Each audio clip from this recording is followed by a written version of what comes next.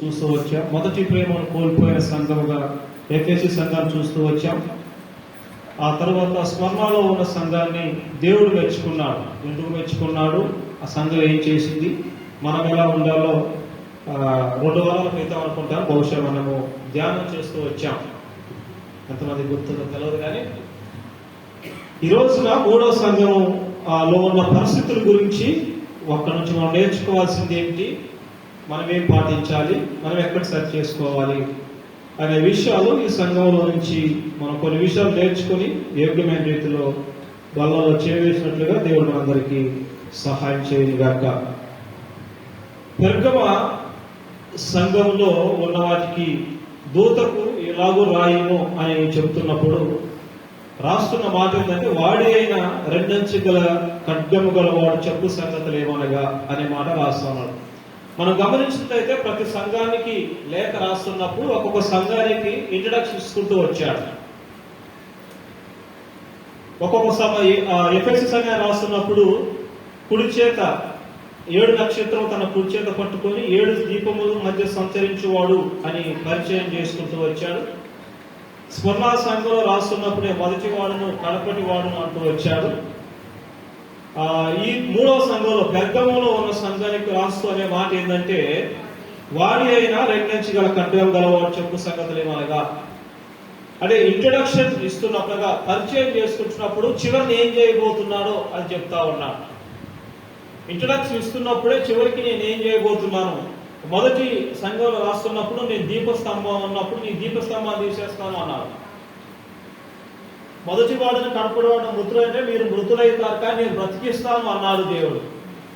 3వ సంఘంలో అంటున్నాడు, నేను ఖడ్గం గల వాడును అంటున్నాడంటే మీతో యుద్ధం చేస్తాను అని అంటా ఉన్నాడు. అయితే దేవునితో యుద్ధం చేయడానికి మనం సమానంగా ఉన్నామా? అసలు దేవునితో యుద్ధం చేయించుకోవాల్సిన అవసరం ఉందా?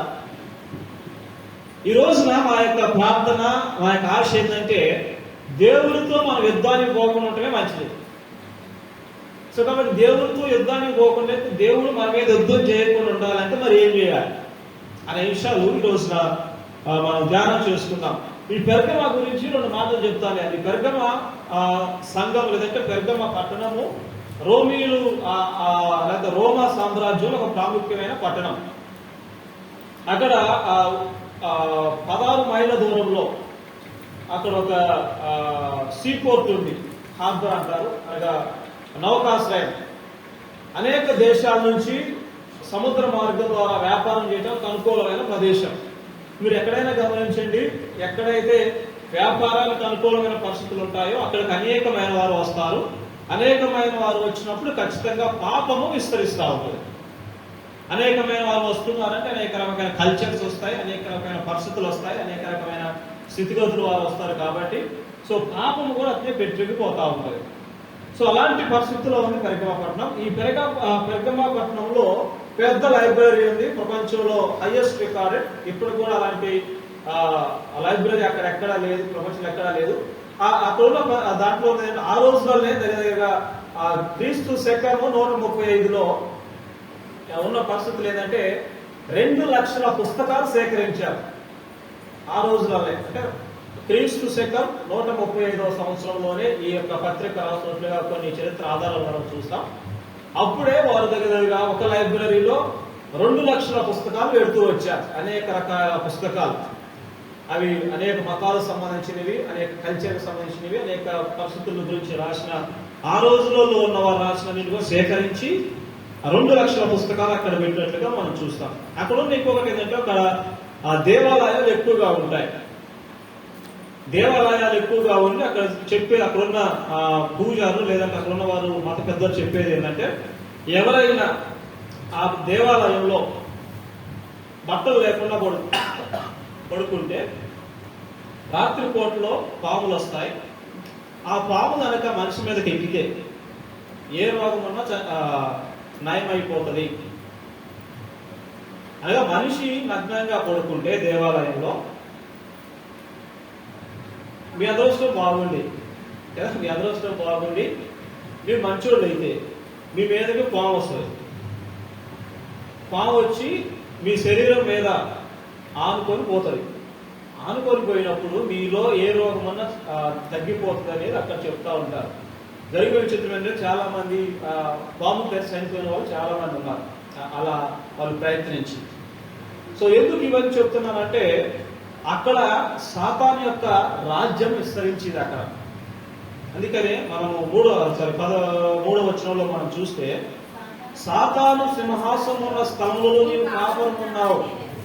దేవునికి తెలుసు మనం ఎక్కడ కాపురం ఉంటున్నాము. అంతకుముందు 2 మాటలు కూడా చెప్తూ వచ్చాము. దేవునికి తెలుసు మన గురించి, మనం ఎక్కడ ఉంటున్నాం, మనం ఏం చేస్తున్నాం, మన పరిస్థితులు కూడా దేవుడికి తెలుసు. అందుకని రాసే మాట ఏంటంటే సాతాను సింహాసనం స్థలంలో నీవు ఉన్నావు అని అంటే, ఇలాంటి భయంకరమైన పరిస్థితుల మధ్యలో ఈ పెర్గమ సంఘము అక్కడ వారి విశ్వాసంతో బలపడతా ఉన్నారు. పరిస్థితులు అనుకూలంగా లేవు, స్థితిగత అనుకూలంగా లేవు. ఇంకొకటి అక్కడ జరిగిన సంఘటన ఏంటంటే, అక్కడున్న రాజును మీరు ఆరాధించాలి అని ఒక శాసనము చేయబడి ఉన్నది. అక్కడ రాజును మాత్రమే మీరు ఆరాధించాలి, వేరే ఏ దేవుణ్ణి కానీ ఎవరిని కూడా ఆరాధించడానికి వీల్లేదు. అయినప్పటికీ సంఘము అక్కడున్న విశ్వాసులు చాలా నిష్ట కలిగి విశ్వాసంలో ధైర్యంగా ముందుకెళ్తా ఉన్నారు. అందుకని దేవుడు అంటున్నాడు 11వ వచనంలో, సాతాను సింహాసన స్థలంలో నువ్వు కాపురం ఎరుగుదను, మరియు సాతాను కాపురం ఉన్న ఆ స్థలములలో నా యందు విశ్వాసి అయి ఉండి నన్ను గూర్చి సాక్షి అయిన అంతిపయను వాడు మీ మధ్య సంపబడిన దినములలో నీవు నా నామమును గట్టిగా చేపట్టి నా యందు విశ్వాసం విసర్జించలేదని కూడా. అంటే ఒకవైపు మీరు రాజునే పూజించాలి, లేదంటే మాకున్న పామునే మీరు పూజించాలి అని పరిస్థితులన్నీ కూడా తారుమారైతా ఉన్న పరిస్థితుల్లో అక్కడున్న సంఘంలో ఒక అంతిపత్య అనే ఒక వ్యక్తి ఉన్నాడు. ఆయన ఎవరో మనకు తెలియదు. కొంతమంది చరిత్రకారులు ఏమంటారు అంటే ఆయన ఒక మత గురువు, లేదంటే ఒక బిషప్ అంటారు, లేదా ఒక మాస్టర్ గారు అని అంటారు. కొంతమంది ఏమంటారంటే ఆయన ఒక విశ్వాసి అని అంటారు.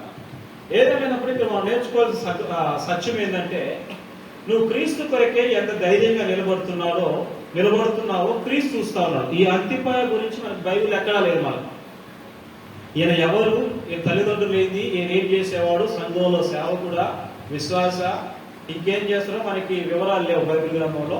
పేరు ఒకటే మెన్షన్ పడింది.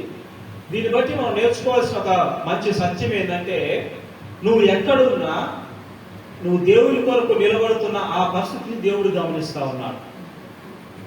నన్ను ఎవరు చూడటం లేదులే అని అనుకుంటే పొరపాటు. దేవుడు నిన్ను చూస్తా ఉన్నాడు. నువ్వు ఏ పరిస్థితుల్లో ఏ విధంగా ప్రవర్తిస్తున్నావో దేవుడు నిన్ను చూస్తా ఉన్నాడు. ఒకవేళ నువ్వు అనుకోవచ్చు, ఈ మారుమూల ప్రాంతంలో ఈ లింగాల అనే చిన్న ఊర్లో నన్ను ఎవరు చూస్తారండి, నన్ను ఎవరు పట్టించుకుంటారండి అని అనుకోవచ్చు. కానీ దేవుడు పట్టించుకుంటాడు. ఈ అంతిపాన్ని పట్టించుకున్న దేవుడు, చూసిన దేవుడు, క్రీస్తుకై హతసాక్షిగా మారిన ఆ వ్యక్తిని గమనించిన దేవుడు ఈ దినాన నిన్ను కూడా గమనిస్తా ఉన్నాడు. నువ్వు ఎక్కడైతే విశ్వాసంలో ధైర్యంగా నిలబడి అవమానాలు పాలు పొందుతున్నావు చూసావా, అది దేవుడు గమనిస్తా ఉన్నాడు. ఎక్కడైతే నేను విశ్వాసం అండి మేము ఇది చెయ్యము అని ధైర్యంగా నిలబడ్డావు చూసావా, ఆ పరిస్థితి నీ చుట్టుపక్కల వారు ఎవరు రాలేదేమో ఆ రోజున, లేదంటే నీ సంఘం వారు నీకు ధైర్యంగా నిలబడలేదేమో ఆ రోజున, లేదంటే మీకు అనుకూలమైన వారు ఎవరు వచ్చి నీకు ధైర్యం చెప్పలేదేమో, కానీ నీ దేవుడిని గమనించాడు. దానికి తగిన ప్రతిఫలము దేవుడు ఇవ్వబోతా ఉన్నాడు. ఇందాక మనం చూసి వచ్చాం కదా, దేవుడు బహుమానాలు ఇవ్వబోతా ఉన్నాడు. ఎవరికి ఏ బహుమానం వస్తుందో మనకు అర్థం కాదు. ఇక్కడ కూర్చొని నాకు ఏదో అనుకుంటాం. పరలోకంలో 3 సంగతులు జరుగుతాయి అంట ప్రాముఖ్యంగా. గమనించండి జాగ్రత్త. పరలోకం పోయినప్పుడు 3 సంగతులు జరుగుతాయి అంట. నెంబర్ 1, మనం అనుకోని వాళ్ళు వస్తారంట. అదేనా, మనం అనుకోని వాళ్ళు పరలోకానికే రారు అని అనుకుంటాం చూసారా, వాళ్ళు వస్తారంట. రెండవ సంఘటన ఏంటంటే, మనం ఎవరైతే పక్కాగా మీ పరలోకమే పోతారండి అని అనుకుంటాం చూసారా, వాళ్ళు అక్కడ కనపడరు. అర్థమైందా? మూడవ విషయం ఏం తెలుసా, నువ్వు కూడా పరలోకం పోయావు. అర్థమైందా?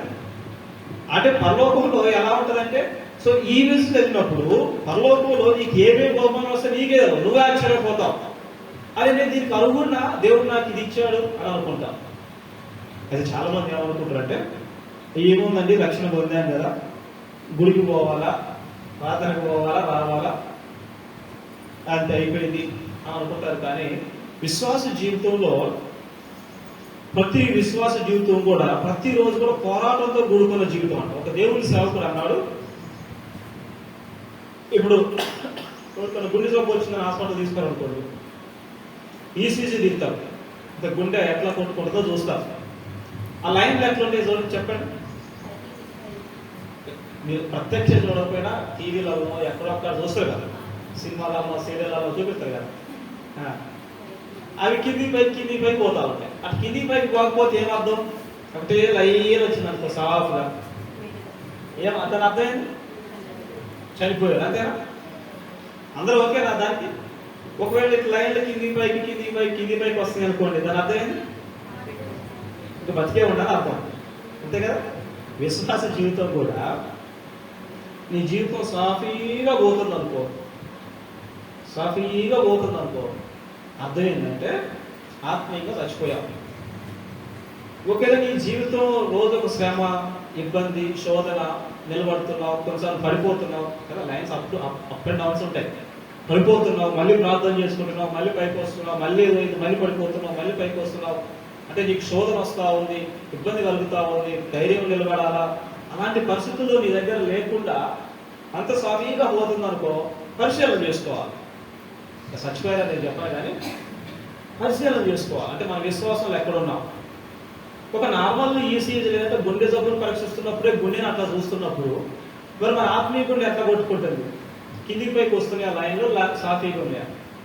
సింపుల్గా అర్థమయ్యాడని చెప్తా. పొద్దున్న లేచిన వెంటనే నీ మనసాక్షి, ఎవరో చెప్పాల్సిన అవసరం లేదు, నీ మనసాక్షి ఇది చెయ్యొద్దు అని చెప్తుందా? అయినా చేస్తున్నావు, చూసావా? అది తప్పు. నీ మనసాక్షి ఇది వద్దు, ఇది దేవునికి వ్యతిరేకం, ఇది వాక్యంలో చెప్పలేదు అని ఒకవేళ నువ్వు అనుకొని అక్కడ వెంటనే ప్రార్థన చేసుకొని ఉన్నావు అనుకో, నువ్వు పైన ఉన్నావు అంటే లైన్లో అర్థం చెప్తున్నాయి. ఇది నా దేవుడు చెప్పలేదే, వాక్యంలో చెప్పలేదే, మా పాస్టర్ గారు ఎప్పుడు చెప్పలేదే, ఇది ఎందుకు చేయాలా, ఇది ఎందుకు జరుగుతూ ఉంది, నాకు ఈ ఆలోచన వస్తూ ఉంది, ఇది మంచి ఆలోచన కాదు కదా, చెడ్డ ఆలోచన కదా అని నీకు వచ్చినప్పుడు అక్కడ కూర్చొని లేదంటే నిలబడి కొన్ని నిమిషాలు ప్రార్థన చేసుకుంటావు, చూసావా? అప్పుడు పోయావు. అలాంటి దేవుడు లేకుండా అలాంటి పరిస్థితుల్లో ఇది ఏం కాదులే అనుకుంటూ చూసావా, డమాల కింద పడుతున్నావు. సో కాబట్టి ప్రతి విశ్వాసి జీవితం కూడా పోరాటంతో కూడుకున్న జీవితం. అందుకని అపోస్తలుడైన పౌలు ఎఫెసీయులకు రాసిన పత్రికలో అంటాడు, మనం పోరాడుచున్నది అని, మనంతా కూడా యుద్ధంలో ఉన్నాం, మనము ఈ యొక్క లోక సంబంధమైన వాటితో పోరాటం చేస్తున్నాం. మనం పోరాటం చేసేది లోకనాథులతో కాదు కానీ అని చెప్పి ప్రధానులతోనూ ఈ యొక్క అధికారులతోనూ మనం యుద్ధం చేస్తున్నాం అంటాడు.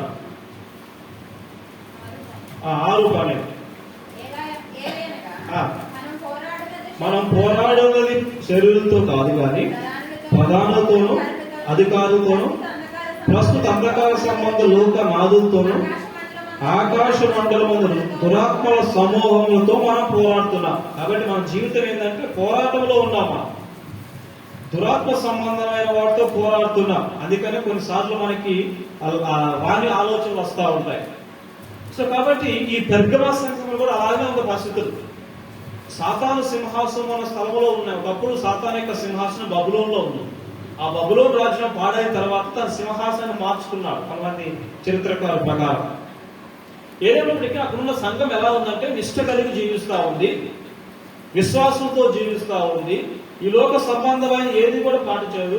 ఒక వ్యక్తిని హతసాక్షులుగా మార్చినా, చంపేస్తున్నా, అలాంటి పరిస్థితుల్లో కూడా మిమ్మల్ని చంపుతాం అని బెదిరించిన పరిస్థితుల్లో కూడా సంఘము ధైర్యంగా నిలబడేది. ఈరోజు ఒకవేళ ఈ తలుపు పోసేసి ఆ తలుపు కూడా ఒక 3 గన్నులు పట్టుకొని ఉత్సాహపడుతున్నాం. ఇప్పుడు రండిగా ఎవరైతే నిజమైన విశ్వాసంలో యేసు ప్రభుని తిట్టి బయటికి కొట్టి ఏం కాదు, యేసు ప్రభువే మా దేవుడిని ఒప్పుకుంటారా, కాల్ చేస్తాం అని అలా అనుకోండి. నేను ఎవరిని పెట్టలేదు కనుక అనుకోండి, మనం ఎట్లా రియాక్ట్ అవుతాం?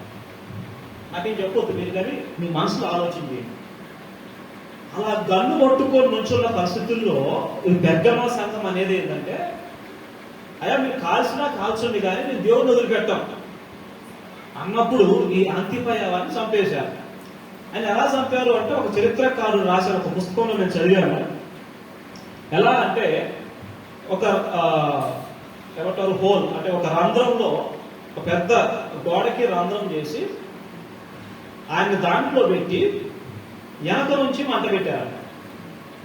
అంటే కొంచెం ఇప్పుడు మనం పొయ్యిలో కట్టెలు పెట్టి కొంచెం కొంచెం కొంచెం కొంచెం కాల్చుకుంటూ పోతా చూసారా, సో అట్లా ఆయన్ని కొంచెం కొంచెం కొంచెం కొంచెం కాల్చుకుంటూ పోయారు.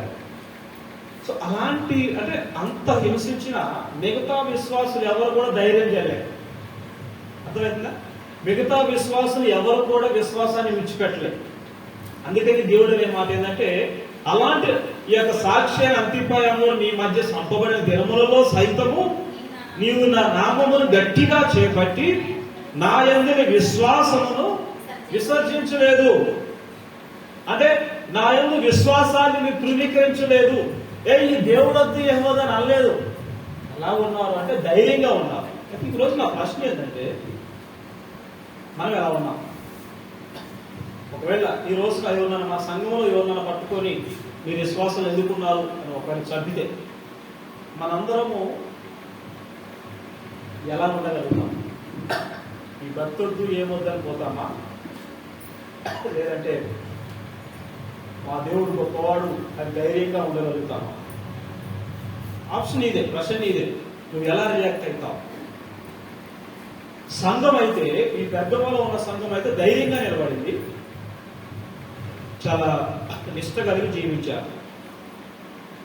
అయితే అలాంటి సంఘంలో కూడా ఒక ప్రాబ్లం ఉంది. ధైర్యంగా నిక్కచ్చిగా మనసులు చంపుతున్నా, ఇంకో మాట చెప్పాలంటే గన్ను పెట్టి కాలుస్తాం అని గుండెల మీద గన్ను పెట్టినా మా దేవుడే గొప్ప, మేము దేవుడిని వదిలిపెట్టాం, మేము సచ్చినా ఓకే అది ధైర్యంగా నిలబడిన సంఘంలో ఒక 2 కార్యాలు సంఘం చేయకూడని కార్యాలు చేస్తూ వచ్చారు. చూడండి, ఆ మాటలు మనం చదివితే, అయినను నేను నీ మీద కొన్ని తప్పిదాలు మోపాల్సింది. అయ్యా దేవుడు ఇంత మంచిగా చెప్పావే, నువ్వు మమ్మల్ని మెచ్చుకున్నావు కదా, విశ్వాసం కలవాలి అన్నావు కదా, మేము ఇంత విశ్వాసస్తులు అన్నావు కదా, ఇంత మంచి వాళ్ళు అన్నాం కదా, మళ్ళీ తప్పేంది? మీరు ఎప్పుడు పేరెంట్ టీచర్ మీటింగ్ పోయారా? బహుశా మీకు ఆలోచించారు. స్కూళ్ళల్లో పేరెంట్ టీచర్ మీటింగ్ పెడతారు. సో పేరెంట్ టీచర్ మీటింగ్ పెట్టినప్పుడు ఫస్ట్ టీచర్ చెప్పే మాట ఏంటంటే, మీ పిల్లవాడు చాలా మంచోడండి అంటే. అయితే నేను పేరెంట్ టీచర్ ఏమైనా పోతా, మా పాప స్కూల్లో వాళ్ళు 2 నెలలకో 3 నెలలకో పెడతారు. పోయినప్పుడు వాళ్ళు చెప్పేది ఏంటంటే, రక్షిత చాలా మంచిదండి, చాలా మంచిగా చదువుతుందండి, అయినా కానీ అని స్టార్ట్ చేస్తారు. మళ్ళీ అరే మంచిగా ఉందండి, కానీ ఈ కానిలో నుండి పెద్ద గోని అంటారు చాలా మంది కదా. కానీ అక్కడే మనకు అర్థమైపోద్ది కదా, ఇట్టండి ఇట్టండి ఇట్టండి అని. అదేవిధంగా యేసు ప్రభు వారు మంచిని మంచిగా చెప్తున్నారు. అందుకని ఆయన మన ఇంట్రడక్షన్ లో చూస్తూ వచ్చాం, 2 అంచుల వాడిగా కట్టడం గలవాడు అన్నారు. తప్పుని తప్పుగా ఖండిస్తాడు, న్యాయాన్ని న్యాయంగా చూపిస్తాడు. నువ్వు చేసింది కరెక్టే అన్నాడు, నువ్వే తప్పు అవ్వాల్సి అన్నారు. సో ఆ తప్పు ఏది మనం ఆలోచన చేస్తే 14వ వచనంలో అవేమనగా విగ్రహములకు బలిచ్చిన వాటిని తిన్నట్లు జాగ్రత్త చేయడం. 2 తప్పులు చేశారండి.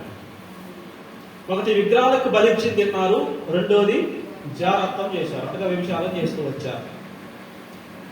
ఇవన్నీ బీలాము నేర్పించిన ఆ పాఠాల్లో మీరు పాల్గొన్నారు. సో బీలాము గురించి మనం సంఖ్యాకాండం 21వ అధ్యాయం చదివితే మనకు అక్కడ పరిస్థితులు మనకు అర్థమవుతాయి. సో అక్కడ జరిగిన సంఘటన ఏదైనా మనం ఆలోచన చేస్తే, ఇశ్రాయేలుని క్షమించమని డబ్బులు తీసుకొని, డబ్బులు ఇస్తాం, ప్రవక్త దగ్గరకు వచ్చి, అయ్యా మేము నీకు డబ్బులు ఇస్తాం, బంగారం ఇస్తాం, ఎండి ఇస్తాం, నువ్వు చేయాల్సింది ఏంటంటే దేవుని ప్రజలు క్షమించు. దేవుని ప్రజలు ఏం చేయాలా? క్షమించాలి. అంటే ఆయన అన్నాడు క్షమించండి అంటే, దేవుడు ఆయన క్షమిద్దామని బయలుదేరిపోయి ఆడిపోయి దేవుడు దీన్ని దీవించిగా కాంటా ఉన్నాడు. ఏదైనా నువ్వు డబ్బులు తీసుకొని శపిస్తా ఉన్నావు, దీవిస్తున్నావు ఏంది అంటే చివరికనమంటే, ఆయన దేవుడు దీని శపించింది, నేను ఎలా శపించాను అంటే చాలా ఉన్నాయి. అవన్నీ నేను మాట్లాడలేదు, కానీ మనకు అర్థం కావడం కోసం మాత్రం కొన్ని ప్రాముఖ్యమైన విషయాలు చెప్తా ఉన్నా. చివరికి బిలాము ఏమన్నాడంటే, అయ్యా ఇక దేవుడితో పెట్టుకుంటే మీరు గెలవలేదు, కానీ దేవుడు ఆ ప్రజల్ని శపించడు, ఎందుకంటే వారు దీవించబడిన వారు. వారికి వాగ్దానం ఉంది, వారికి ఏం చేయలేదు మీరు, కానీ మీరు ఒకటి చేయవచ్చు. ఇప్పుడు ఏం చేయొచ్చు అంటే సింపుల్, వారి మీదకి దేవుని శాపం రావాలంటే వాళ్ళే కొని తెచ్చుకోవాలి, ఎవరు చేయాల్సిన అవసరం లేదు. ఏంటంటే సింపుల్గా మీరు విగ్రహాలకు బలిస్తారు కదా, అప్పుడు ఆ విగ్రహాలు బలించిన వాటిని తీసుకుపోయి వారికి పెట్టండి. రెండోది, మీ దేశంలో మంచి మంచి స్త్రీలు ఉంటారు కదా, ఆ ఇశ్రాయేలు పురుషులకి వారిని ఎరగా వేయండి, అంటే వారితో వ్యభిచారం చేయించండి. ఆ రెండింటిని బట్టి దేవుడు వారిని శిక్షిస్తాడు. ఇక అంతకు మించిన పాపం ఏం లేదని చెప్తున్నారు. అదేవిధంగా ఇక్కడ కూడా అలాంటి నిష్ట కలిగిన సంఘంలో, అలాంటి శ్రేష్టమైన సంఘంలో జరిగిన సంఘటన ఏంటంటే, కొంతమంది ఈ విగ్రహాలు బలించేది ఇంటూ వచ్చారు. ఏం కాదులే అని వారు వేరే వాళ్ళతో వ్యభిచారం చేయడం ప్రారంభం చేస్తూ వచ్చారు. దేవుడు చెప్పాడు విగ్రహాలు బలించి ఏది కూడా తినకూడదు అని. అసలు దేవుడు చెప్పిన ఇచ్చిన పదార్థంలో మొట్టమొదటి అంటే నేను తప్ప వేరే దేవుడు ఉండకూడదు, మీరు ఏ రూపం చేయకూడదు. నిర్మకాండ 20 అధ్యాయంలో మనం చూస్తాం మాట్లాడుకోవడం. మీరు ఏ రూపంగా చేయకూడదు, వాటి కల్పించిన వాడు తినకూడదు అంటే వీళ్ళు తిని చూశారు. ఆ తర్వాత వ్యభిచారం చేస్తూ వచ్చారు. అందుని బట్టి దేవుడు అంటా ఉన్నాడు, మీ మీదకి శిక్షిస్తాను. అయితే కింద వచ్చిన మాటలు అంటే 16వ వచనంలో, అయితే నువ్వు ఈ తప్పులు చేసావు కనుక, నువ్వు జాగ్రత్తలు చేసావు కాబట్టి మారు మనసు వద్దు, నువ్వు చేసింది ఏదో చేశావు, ఒప్పుకో, మారు మనసు వద్దు, క్షమిస్తా. ఒకవేళ లేదు ఇలానే చూపిస్తాను, నేను ఇలానే నేను ఇంట్లో వ్యభిచారం చేస్తాను, నేను ఇట్లనే విగ్రహాలు బలించిన వాటిని తింటాను, నేను ఇట్లనే ప్రవర్తిస్తాను, నా ఇష్టం అని అనుకుంటే నీ మీదకి యుద్ధం చేయడానికి వస్తాను. ప్రియమైన దేవుని బిడ్డలారా, దేవుని వాక్యం తెలియజేస్తా ఉంది, జీవము గల దేవుని చేతులు బట్ట బహుభయంకరము. జీవము గల దేవుని చేతులు బట్ట బహుభయంకరం. No one can escape. ఎవరు కూడా తప్పించుకోలేరు. ఇక దేవుడు చెప్పే మాట ఏంటంటే, మీరు వ్యభిచారం చేశారు, మీరు మంచివాళ్ళే, విశ్వాసులే, ధైర్యంగా ఉన్నారు, నిష్ట కలిగి జీవించారు, కష్టాల్లో ధైర్యంగా నిలబడ్డారు, విశ్వాసం పరీక్షలు వచ్చినప్పుడు పరీక్షలో నెగ్గారు. అయితే మీరు కొంతమంది, అంతా కాదు, కొంతమంది తప్పులు చేస్తూ ఉన్నారు, కొంతమంది విగ్రహాలు బలించిన వాటిని తింటా ఉన్నారు, కొంతమంది విగ్రహాలు బలిస్తూ ఉన్నారు, కొంతమంది విగ్రహాల దగ్గరికి వెళ్తా ఉన్నారు, కొంతమంది విగ్రహాలను మొక్కుతూ ఉన్నారు, కొంతమంది ఇంకో మాటలు చెప్పాలంటే, నాకు అర్థమై భాషలో చెప్పాలంటే మందిరానికి వచ్చి తాయతలు కట్టించుకుంటారు కొంతమంది. ఏమండి, మందిరానికి వచ్చి దిష్టి తీస్తున్నారు కొంతమంది, మందిరానికి వచ్చి నరకాలు కట్టుకున్నారు కొంతమంది, మందిరానికి వచ్చి ముహూర్తాలు చూస్తున్నారు కొంతమంది, మందిరానికి వస్తూనే ఇంకేం చేస్తున్నారో తెలుసా, పొద్దున్న లేసి సూర్య నమస్కారాలు చేస్తా ఉన్నారు. ఎవరు వాళ్ళంటే మందిరానికి వచ్చే వాళ్ళే. మీరు విశ్వాసులు కదా అండి, ఏంగా నేను చూద్దాం ముహూర్తం కొద్దిగా, మీరు విశ్వాసులు కదా, ఈ శాతంలోనే బాగుండాలా, మీరు పక్కన ఉంటే రావన్నీ ఎక్కడన్నా వస్తాయి. సో కాబట్టి నేను అనేది ఏంటంటే, ఈ యొక్క దేవుడికి మించింది ఏదైనా విగ్రహమే. దేవుడికి ఇష్టం లేని ఏది చేసినా అది వ్యభిచారంతో కూడుకున్న పని. చాలా మంది ఏమనుకుంటారంటే వ్యభిచారం అంటే ఒక స్త్రీ పురుషుని యొక్క సంబంధం అనుకుంటారు. నేనేమంటానంటే, దేవుడి మాట తప్ప వేరే మాట ఏది అన్నా అది నువ్వు వ్యభిచారం చేస్తున్నట్టే. ఆత్మీయమైన వ్యభిచారం, శారీరకమైనది కాదు నేను మాట్లాడేది, ఆత్మీయమైనది. ఇమ్మడి దేవుడిని దీవించినప్పుడు నువ్వు ఏ మొత్తం చేసుకుంటే ఏముంది? దేవుడు దీవెన నీ మీద లేనప్పుడు నువ్వు ఏ అమృతంగా, అసలు అమృత గడియలు ఎక్కడున్నాయి? ఎక్కడున్నాయి అమృత గడియలు? ప్రతిరోజు అమృత గడియ కదా దేవునిలో మనం ప్రార్థన చేసుకుని వెళ్ళినప్పుడు. మనం ప్రార్థన చేసుకుని ఎందుకు మనం ప్రార్థన చేస్తున్నాం? ఎందుకు ప్రభావం పొద్దున్నే లేసి ఎందుకు ప్రార్థన చేస్తున్నాం? మనం ప్రభావ ఈ దినమంతా మాకు దీవెనకరంగా ఉంచుకొని ప్రార్థన చేస్తున్నాం. అలాంటి పరిస్థితుల్లో కొన్ని సమస్యలు నీ యొక్క పరీక్షకి, నీ యొక్క విశ్వాసానికి పరీక్ష ఎదురవుతుంది. ఆ పరీక్షలో నిలబడాల్సింది పోయి ఈరోజు నేను ఎవరి మాపం చూశానో, ఎవరి మాపం చూస్తావు? దేవుడు మాపం చూడవచ్చు కదా, ఎవరి మాపం చూసే కంటే. ఏమంటే చాలా మంది ఏమంటారంటే, ఈరోజు ఎవరి మాపం చూశానో కానీ నాకు కలిసి రావట్లే అంట. అంటే పలానా ఎవరి మాపం చూస్తే కలిసి వస్తుంది అని గ్యారెంటీ ఇస్తారా? నేను పొద్దున్న లేసి వస్తా, ఏమంటే హైదరాబాద్ నుంచే వస్తా, ఏం చేస్తాం కదా, కలిసి వస్తుంది కదా. దేవుని వాక్యం చెబుతుంది, మనుషులందరూ పాపస్తులే, అందరూ పాపం చేసి దేవుడు అనుగ్రహించే మహిమను కోల్పోయారు అని రాయబడింది. ఇక ఈ పాపి ఇంకొక పాపిని చూడటం వల్ల ఏం జరుగుతుంది? ఇంకో మాట చెప్పాలంటే అది సామెత చెబుతారు కదా, సన్యాసి రాసుకుంటే బోర్డు రాలేదు, అంతరించి ఏముండదు. ఇక అర్థమైనా ఇంకేముండదు. గుడ్డివాడికి దారి చెప్పగలరా? ఇద్దరు కలిసి గుడ్లో ఉంటారు. సో కాబట్టి ఈ సంఘం మంచి సంఘమే కానీ రాజీ పడిపోయింది, మంచి సంఘమే కానీ దారి తప్పిపోయింది. రాజీ పడి ఏం కాదు చూద్దాం, ముహూర్తం చూస్తే ప్రాబ్లం, అమృత గడియలు చూద్దాం. ఏ అమృత ఎక్కడనే రాహుకాలం వస్తామని మనం బయటికి వెళ్ళొద్దాం అంటారు. ఏ కాలం పోయే కాలం వస్తే ఏ కాలం అయినా పోతాం. మా తెలిసి ఒక ఆయన తెలిసినాను కాదు, ఊర్లో జరిగిన సంఘటన. కొత్త బండి కొనుక్కొని ఒక మంచి గుడికి పూజ చేయించుకోవడానికి పోయింది. పూజ చేయించుకున్నాడు. వస్తుంటే పూజ చేయించుకొని వచ్చిన 1 కిలోమీటర్ తర్వాత ఒక లారీ దగ్గర యాక్సిడెంట్ అయ్యి అంత స్పాట్ అయిపోయింది. నా పాయింట్ ఏంటంటే సావు వచ్చి ఎవరు ఆపలేదు. నువ్వు ఎంత విశ్వాసమైనా, నువ్వు ఎంత పెద్ద సేవకుడు అయినా, నీ సావు రాసి పెట్టుంటే ఎవరు ఆపలేరు. ఇవాళ దాన్ని ఎవరు నిర్ణయించారంటే దేవుడు నిర్ణయించింది. సో దేవుడు నిర్ణయించిన దాన్ని నువ్వెవరు ఆపుతాను, నేనెవరు ఆపుతాను కదా. ఉన్నన్ని రోజులు మనం ఏం చేయాలి అంటే దేవునికి నమ్మకంగా జీవించాలి. సో ఎందుకు భక్తి చేస్తున్నాం, ఎందుకు మందిరానికి వస్తున్నాం? నువ్వు మందిరానికి వచ్చి మళ్ళీ ముహూర్తం చూస్తే ఏ ఉపయోగం? మందిరానికి వచ్చి మళ్ళీ నువ్వు ఈ సేనలోనే బాగా తీయాలంటే, పంపు వేయాలంటే ఏం ఉపయోగం? నువ్వు మందిరానికి వచ్చి ఆజ్ఞాయంలోనే పొయ్యి పెట్టాలంటే ఏది ఉపయోగం? తెలుసా నీకు ఏం ఆజ్ఞాయం ఈ సైన్యం కదా? నేను పక్కన నేర్పుతున్నాయో అట్లా మర్చిపోండి, అవన్నీ లేవు. ఓకే. సో కాబట్టి విశ్వాసంగా మనం నేర్చుకోవాల్సింది ఏంటంటే, దేవుడు ఇక్కడ ఈ గర్భమాలో ఉన్న సంఘానికి ఏంటంటే, అయ్యా సంఘమా మీరు మంచిగా ఉన్నారు, కానీ మీలో కొన్ని తప్పిదాలు ఉన్నాయి. ఈ రోజున ఎవరికి వారే పరిశీలన చేసుకుందాం. నాలో ఏం తప్పిదాలు ఉన్నాయో, నేను ఎక్కడ తప్పిపోయానో నేను పరిశీలన చేసుకుంటాను. మీలో మీరు పరిశీలన చేసుకోండి. ఎక్కడ తప్పిపోతున్నాం, ఎక్కడ రాజీ పడ్డాం, దేవుడు చేయొద్దన్నది ఏది చేస్తున్నాం, దేవుడు చూడదన్నది ఏది చూస్తున్నాం, దేవుడు వినొద్దన్నది ఏది వింటున్నాం, ఎక్కడుంది పరిస్థితి, లోపం ఎక్కడుంది? మారు మనసు పొందు అంటున్నారు దేవుడు. మారు మనసు కనుక పొందకపోతే అవకాశం ఇస్తున్నాడు దేవుడు. ప్రియమైన సంగమా, నీ పరిస్థితిని, నీ స్థితిగతిని, నీ హృదయం నీకు తెలుసు. చాలా మంది ఏమంటారంటే, ప్రభువా నేను ఎక్కడన్నా పాపం చేసి ఉన్నానేమో అని అంటారు. చేసి ఉన్నానేమో అని నీకు తెలవదు, నీ మనస్సాక్షి చెప్పట్లేదా? అంటే నీ మనస్సాక్షి మాట కూడా నువ్వు వెళ్ళే స్థాయిలో ఉన్నట్టు అర్థం, అంటే ఏం లేదు. కాబట్టి నీ మనస్సాక్షి చెప్తా ఉన్నావు. ఇంకో మాటలో చెప్పాలి, నీలో పరిశుద్ధాత్మ దేవుడు నీకు ప్రేరేపిస్తా ఉన్నాడు. ఇక ఫలానులు చేయొద్దు, లేదంటే ఈ దినాల ఈ రోజున మన ఆత్మ దేవుడు మనతో మాట్లాడుతున్నప్పుడు నీలో ఉన్న పరిశుద్ధాత్మ దేవుడు నీతో మాట్లాడుతూ ఉన్నాడు. ఇక ఫలానా దగ్గర నువ్వు చేసేవి కదా ఒప్పుకో అని నీకు చెప్తా ఉన్నాడు ఈ దినాలు. అయితే నువ్వు అనుకోసుకో, నేను ఎప్పుడు చేసినా అని అన్నావు అనుకో, దేవుడు అనే మాట ఏంటంటే, చూడండి కిందకు చదువు,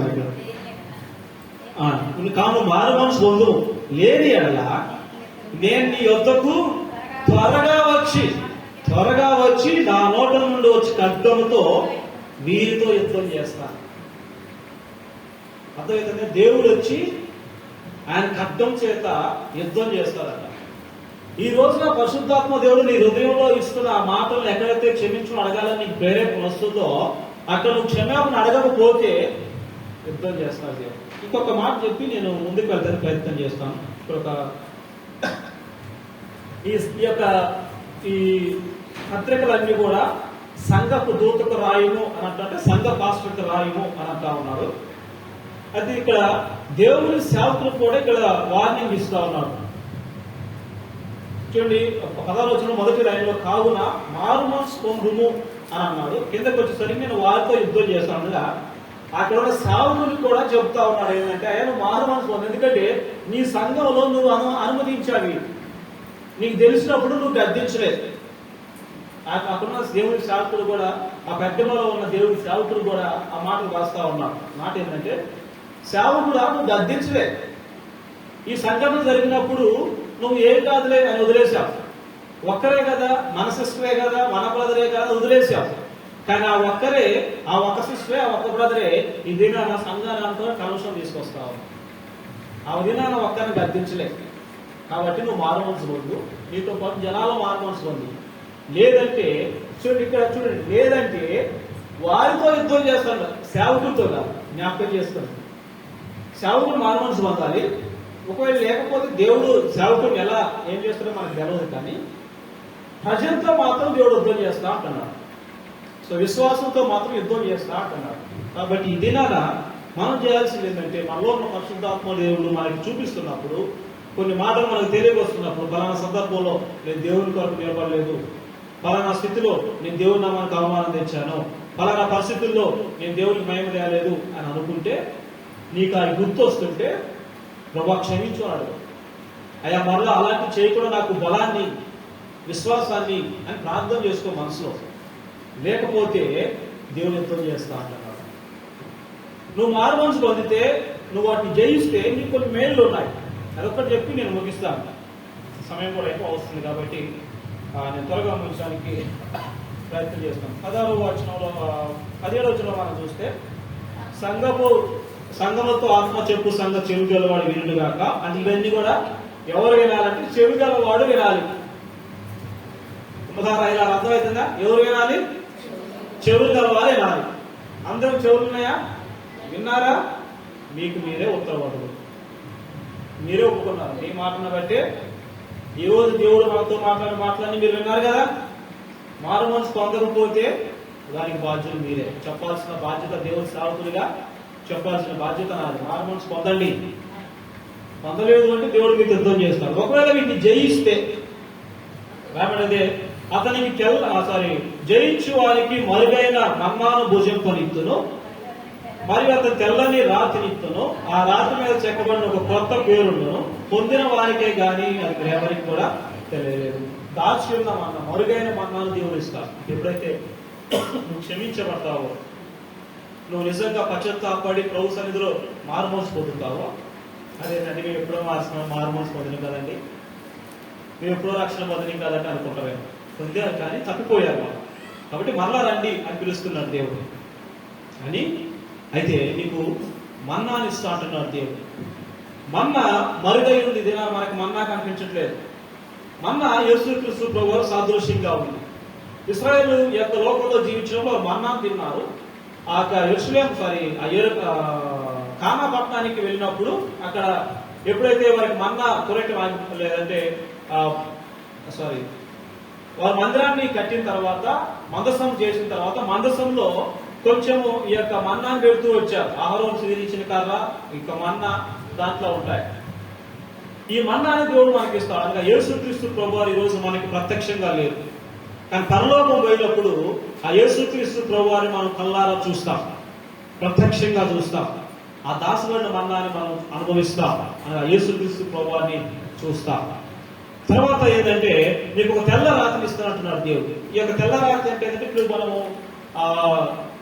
ఆటల పోటీలలో కానివ్వండి, స్పోర్ట్స్ లో కానివ్వండి, వాళ్ళకి క్రికెట్ కప్ ఇస్తారు చూసారా, గెలిచిన వారు కప్ ఇస్తారు. సో అలాంటిది దేవుడు ఒకటి ఇస్తాడు. దానికి ఉద్దేశం ఏంటంటే, అది తెల్ల రాతిని రోమియో కాలంలో ప్రాముఖ్యంగా మన హిస్టరీకి వెళ్ళినప్పుడు ఆ రోమియో సామ్రాజ్యంలో జరిగిందంటే అందరికి ఒక తెల్ల రాతిని ఇస్తారు. అదేంటంటే అదొక పాస్. ఇప్పుడు పెద్ద మీటింగ్ జరిగింది అనుకోండి, పాస్లు ఇస్తారు. విఐపి పాస్ అని రకరకాల పాస్లు ఉంటాయి. సో అది ఉంటే వారు లోపల పెట్టడానికి అవకాశం, అది లేకపోతే వెళ్ళటానికి లేదు. కాబట్టి ఈ యొక్క తెల్లరాతి యొక్క ఉద్దేశం ఏంటంటే, ఆ యొక్క దేవుడితో మనము నిత్యము లేదంటే 7 సంవత్సరాలు దేవుని యొక్క ఆ విందులో పాలు పొందటానికి పర్మిషన్. అంటే నీకు ఒక పాస్ ఇవ్వబోతున్నాడు దేవుడు. ఎవరెవరు ఆ యొక్క విందులో పాల్గొన్నారో వారందరికీ ఒక పాస్ ఇవ్వబోతున్నాడు దేవుడు. దాని మీద ఒక రాతి ఒక పేరు కనుక దాని మీద ఎవరి పేరు ఉంటుందంటే, ఎవరైతే పొందుకున్నారో వారి పేరు ఉంటుంది. కాబట్టి దేవుడు ఈ యొక్క పెర్గమా సంఘం గురించి ఈరోజు మనతో మాట్లాడడం, మన సంఘం గురించి దేవుడు మాట్లాడుతున్నాం. మీరు చేసే మంచియే, మీరు విశ్వాసంగా ఉన్నారు, ధైర్యంగా ఉన్నారు, కష్టంలోనూ ఇబ్బందుల్లోనూ నిలబడ్డారు దేవుని కొరకే. అయితే మీలో కొన్ని తప్పిదాలు ఉన్నాయి. తప్పిదాలు క్షమించమని అడగండి దేవుడిని. మారుమనసు పొందండి. మారుమనసు పొందకపోతే శిక్షిస్తా అంటున్నాడు దేవుడు, యుద్ధం చేస్తా అన్నాడు. దేవుడి చేతులు కూడా బహు భయంకరం. నువ్వు ఎవరి చేతిలో పడ్డా దేవుడి దగ్గరికి వస్తే దేవుడిని ఆదుకుంటాడు, కానీ ఆయన దగ్గరికి వచ్చి నేను ఆదుకునే దేవుడు. అందుకని దేవుడు బైబిల్లో రాయబడిన మాట ఏంటంటే, ఆయన తలుపు వేయగా తీయగలిగిన వాడేవాడు, ఆయన తీయగా వేయగలిగిన వాడేవాడు. So nobody is there. కాబట్టి మారు మనసు పొందండి. మారు మనసు పొందితే మీకు మరుగైన మన్నా ఇస్తా అంటున్నాడు దేవుడు. అనగా శ్రేష్టమైన ఆహారాన్ని, ఆ పరలోకంలో దేవుడితో నిత్యం ఉండే ఆ సహవాసాన్ని, అనగా అదేవిధంగా పరలోక రాజ్యంలో వెళ్ళటానికి, ఆ యొక్క పెళ్లి కుమారుడి విందులో నువ్వు పాలు పొందటానికి నీకు ఒక పాస్ అనగా ఒక కళ్ళ రాత్రి ఇస్తున్నట్టున్నాడు దేవుడు. అవన్నీ అనుభవించాలి. అవన్నీ ఆ యొక్క సంఘం, లేదంటే ఆ యొక్క 7 ఏళ్ల పరిశుద్ధుల విందులో నువ్వు పాలు పొందాలంటే ఇది నువ్వు మారు మనసు పొందాలి.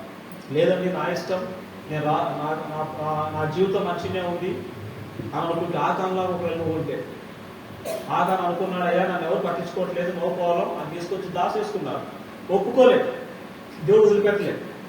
చివరికి పట్టుకున్న తర్వాత పరిస్థితి ఏంటంటే ఆ యొక్క రాళ్లతో కొట్టబడి చంపబడ్డారు. ఆయనే కాదు, ఆయన వంశం అంతా కూడా. అయితే ఇది నువ్వు ఆశీర్వాద కారణంగా ఉన్నావా, శాపానికి కారణంగా ఉన్నావా? దేవుడు ఈరోజు అవకాశం ఇస్తున్నాడు, మారు మనసు పొందు అని. ఇప్పుడు పొందకుండా ఉంటే, ఇంకా నువ్వు నిర్లక్ష్యం చేస్తే, ఇంకా నేను విశ్వాసం వెళ్ళి మంచిగానే ఉన్నాను అనుకుంటే, దేవుడు ఏదో ఒక రోజున పట్టుకుంటాను నేను. ఆ దినాన నీతో పాటు నీ యొక్క కలిగిన సమస్తానికి కూడా శాపం తీసుకురాబోతున్నాను. దేవుడు ఎంత ప్రేమ గలవాడో అంతే శిక్షించేవాడు ఆయన. దేవుడిని ఎంతగా ప్రేమిస్తాడో నీ పాపం విషయంలో అంతగా కఠినంగా ఉంటాడు నీతో దేవుడు. అలాంటి స్థితిలోకి పోకుండా ఉండాలంటే ఈరోజు మారు మనసు, ప్రగమ సంఘం మారు మనసు పొందింది అన్నట్టుగా మనం చూస్తాం. అయితే ఈరోజు మన సియోను సంఘం మారు మనసు పొందుతుందా? మారు మనసు పొందితే నీకు ఆ యొక్క పెళ్లి కుమారుడు విందులోకి ప్రవేశించే అవకాశం లేదు. అంటే నిత్య నరకంలో నిత్యము ఏపుడు కళ్ళు కొరుకునే ప్రదేశంలోకి నెట్టివేయబడతావు. ఛాయిస్ ఈరోజు అవకాశం నీ చేతిలో ఉంది. ఏది చూజ్ చేసుకుంటావు? నిత్య నరకం చూజ్ చేసుకుంటా, లేదా నిత్య నరకాన్ని సెలెక్ట్ చేసుకుంటావా, నిత్య జీవాన్ని సెలెక్ట్ చేసుకుంటావా? మారు మూసుకుంటా సిద్ధంగా ఉన్నావా, లేదు అని ఇంకా కఠినంగా ఉన్నావా? ఛాయిస్ అందరు కళ్ళు మూసుకున్నాం. ఈ సమయంలో చిన్న ప్రార్థన చేసుకోవాలి. అందరు కళ్ళు మూసుకొని ఒక్క నిమిషం ఆలోచించేద్దాం.